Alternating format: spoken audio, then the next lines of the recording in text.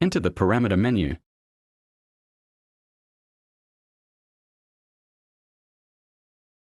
Scroll until you see T2.